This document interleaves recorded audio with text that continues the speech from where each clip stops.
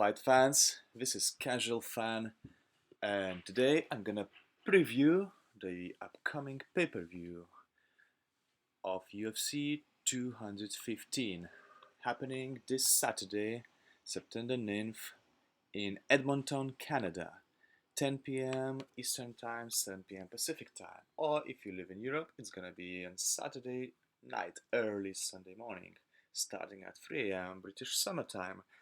And if you live very far east, like somewhere like in Japan, for example, it's gonna be early Sunday morning, around 7 a.m. So let's dig into this. Like overall, it's not a very strong pay-per-view card, but it got some fun scraps. For example, the one that kicks off the early prelims. Gajan Johnson from Canada versus Adriano Martins from Brazil. That's gonna be a fun lightweight scrap. Adriano Martins always bring it, and so do Gajan Johnson. So watch out for these two. Next one, Canadian R. John Singh Bhular making his UFC debut.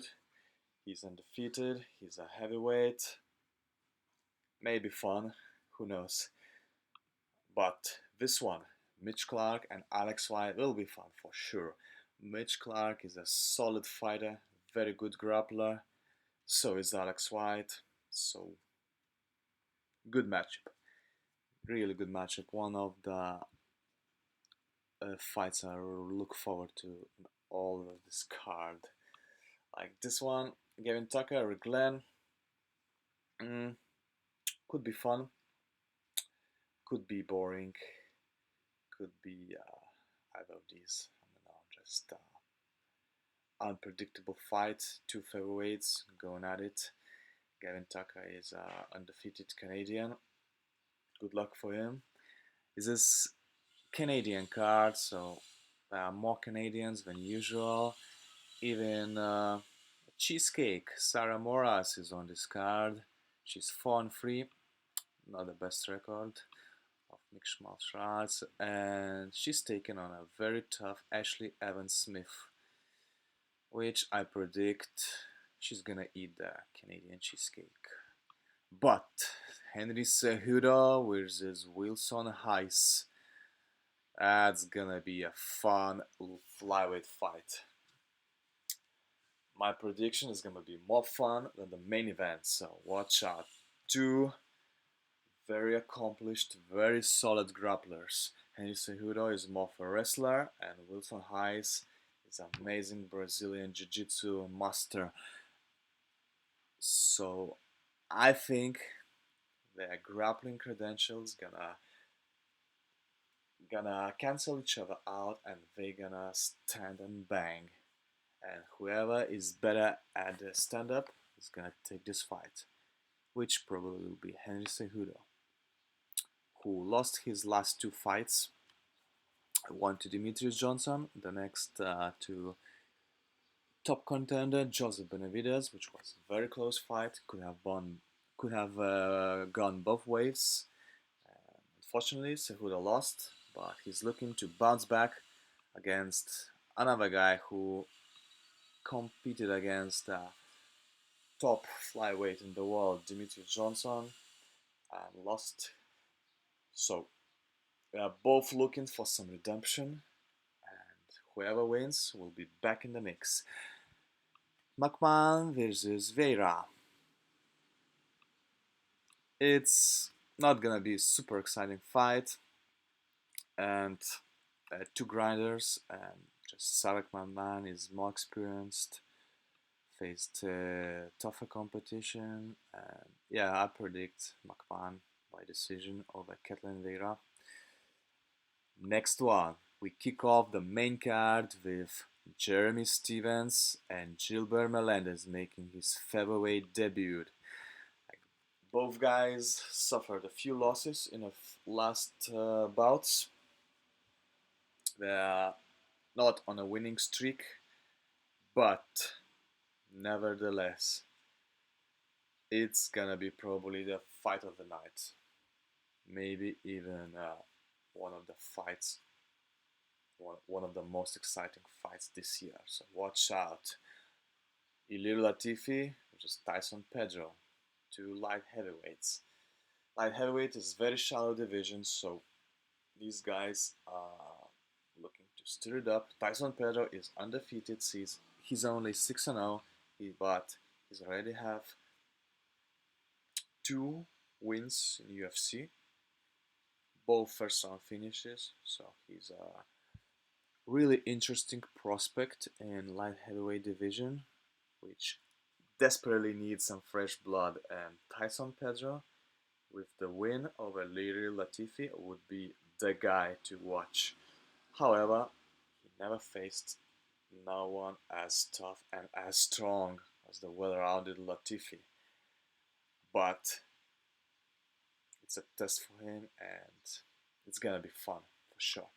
Neil Magny versus Rafael dos Anjos. Rafael dos Anjos is his second fight in welterweight division.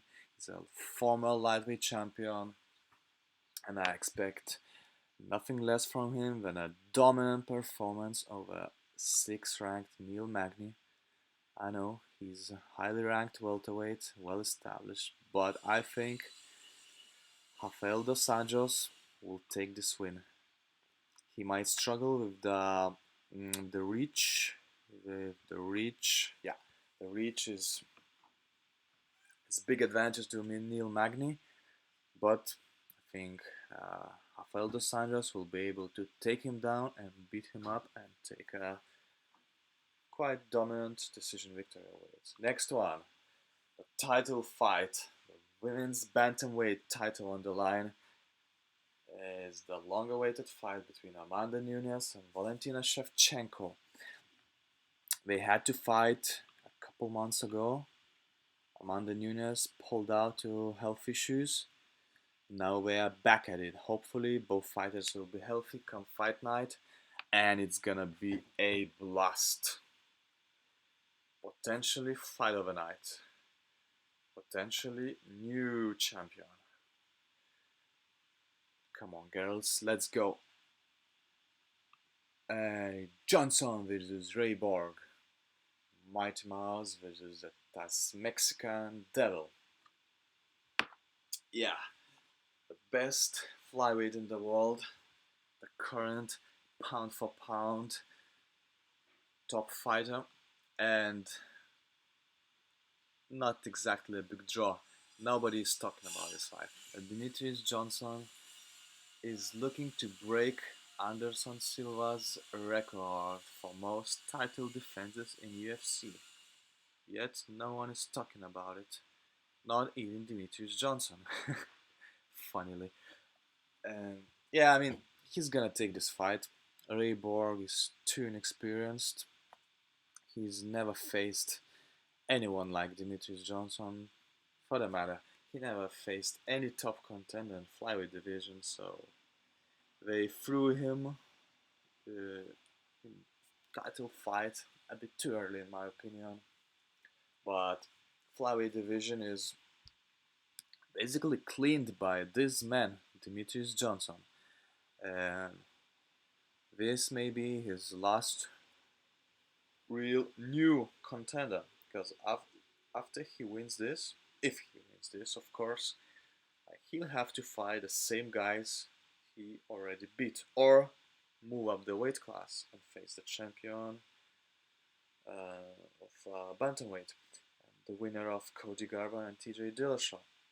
Now that would be a real fun super fight. However, let's stay with this one. And yeah, I predict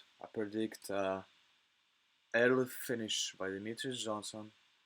I'd say even round 2 or 3. I don't think it's gonna go the distance.